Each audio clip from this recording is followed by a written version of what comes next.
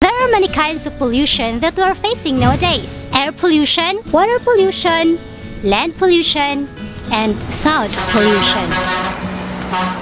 Kagaya niyan. Day, sa batas mo si Lloyd. Sabay sa mukha niya. Kahit gaano kaliit ng mga basura na tinatapon natin kagaya nito, nakaka-epekto din to sa ating kapaligiran.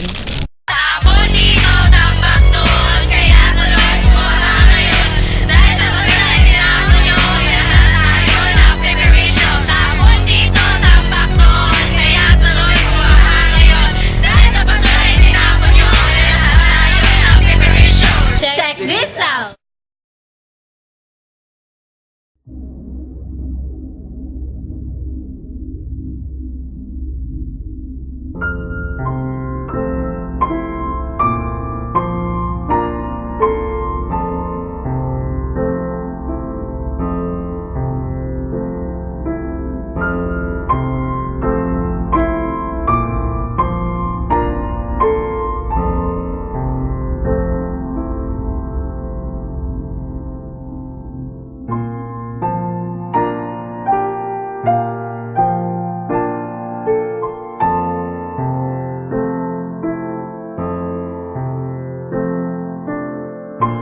Lamang nagpahatid na ng mga relief goods sa mga provincial disaster court. Ginamot ng mga taga-Red Cross, halos walang mapagtaguan ng mga nasa Kapitolyo na kinabibilangan ng mga lokal opisina. Matapos gumuho ang lupa sa kinatatayuan ito, pag-aari ito ng pamilyang Banteles. 3 sa miyembro ng pamilya ang sugatan. Bubong na lang ang natira sa bahay ng 64 anyos na si Leticia Filigrino.